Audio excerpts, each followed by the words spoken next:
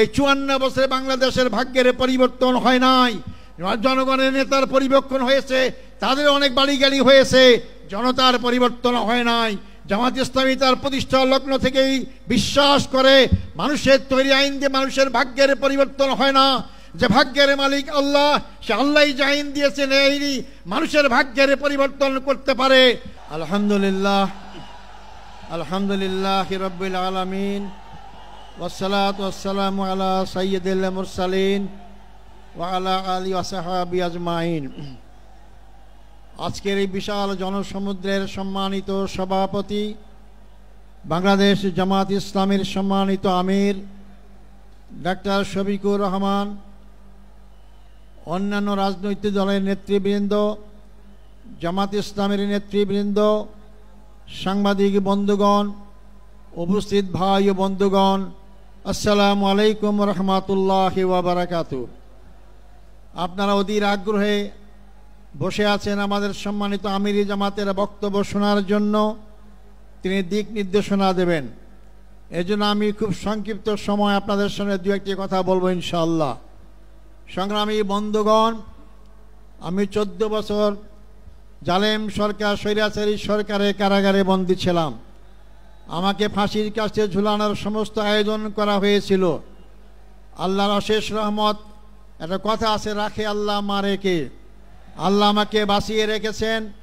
জুলাই আগস্টের বিপ্লবী সেই ভাইদের রক্তত্যাগ, কোরবানির বিনিময়ে দেশ নতুন স্বাধীন বাংলাদেশ, আমিও নতুনভাবে স্বাধীনতা অর্জন করেছি। বাংলাদেশের কারাগার থেকে মুক্ত আকাশে আপনাদের সামনে মিলিত হয়েছি। আমি ফাঁসির মঞ্চ থেকে আজকে লক্ষ জনতার মঞ্চে হাজির হতে পেরেছি, আলহামদুলিল্লাহ। সংগ্রামী ভাই ও বন্ধুগণ, আমার অতীত যারা নেতৃবৃন্দ ছিলেন তাদেরকে হত্যা করা হয়েছে।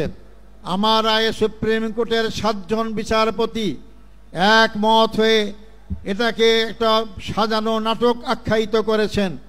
আমাকে জুডিশিয়াল কিলিংয়ের মাধ্যমে আমাদের ভাইদেরকে হত্যা করা হয়েছে, আমাকে হত্যার আয়োজন করা হয়েছিল।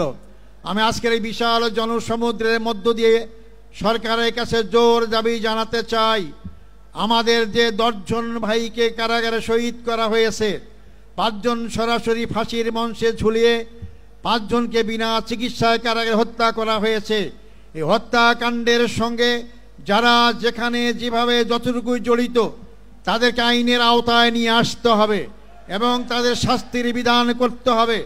সেই সমস্ত পরিবারের সদস্যদেরকে ক্ষতিপূরণ দিতে হবে। আমি সেই দাবি আপনাদের সামনে আবার এই সরকারের কাছে জোর দাবি করছি। সংগ্রামী ভাই বন্ধুগণ, তাদের কি অপরাধ ছিল? তারা বাংলাদেশ ইসলামী হুকুমত কায়েম করে আন্দোলন করছিলেন। তারা বাংলাদেশে আধিপত্য শক্তির হাত থেকে বাংলাদেশকে রক্ষার আন্দোলন করেছিলেন। শোষণ, জুলুম, নির্যাতনের হাত থেকে বাংলাদেশের 18 কোটি মানুষকে মুক্তির আন্দোলন করেছিলেন। এটাই ছিল তাদের অপরাধ।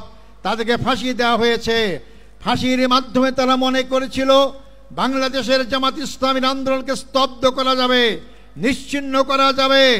আজকে 15.5 বছর পর এই লক্ষ লক্ষ লোকের সমাবেশ কি প্রমাণ করে না ইসলামী আন্দোলনকে হত্যা, ইসলামী আন্দোলনকে ফাঁসি, নির্যাতন করে নিশ্চিহ্ন করা যায় না।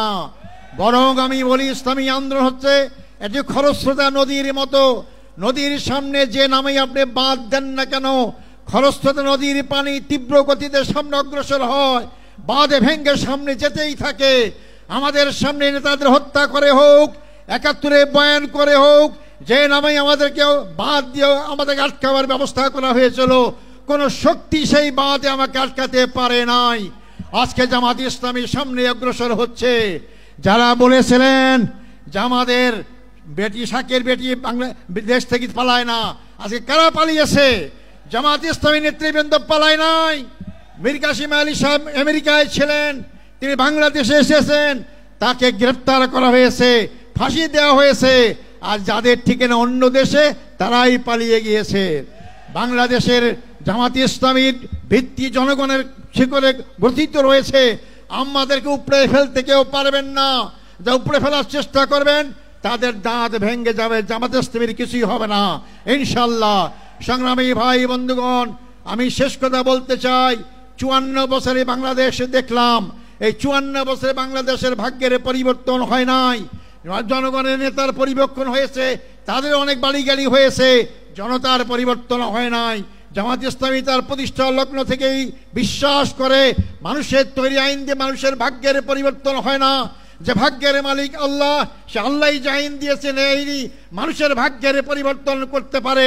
আগামী দিনে আমাদেরকে জনগণের ভাগ্যের পরিবর্তন করতে হলে, 18 কোটি মানুষের ভাগ্যের পরিবর্তন করতে হলে 18 কোটি মানুষের সৃষ্টিকর্তা মহান রব্বুল আলামিনের আইন দ্বারাই এই ভাগ্যের পরিবর্তন সম্ভব।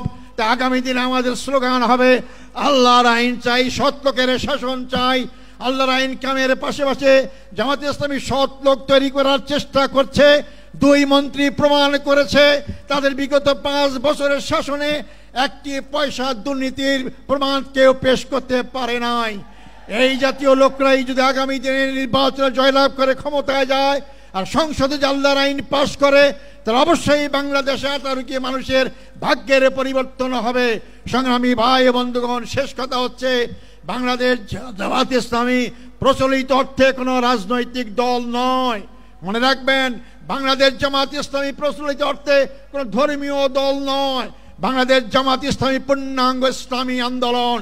ইসলামের বাইরে আমাদের কোনো সম্পর্ক নেই। মানবিক সমাজ গঠন করতে চাই। মানব রচিত আইন দিয়ে মানবিক সমাজ গঠন হবে না।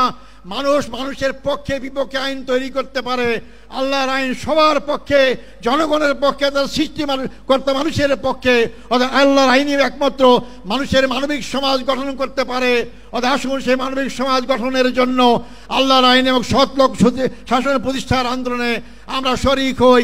আল্লাহ সবাইকে সেই তৌফিক দান করুক। আল্লাহ হাফেজ। বাংলাদেশ জিন্দাবাদ। জামাত ইসলামী বাংলাদেশ জিন্দাবাদ। আসসালামু আলাইকুম রহমতুল্লাহ ওয়া বারাকাতুহু।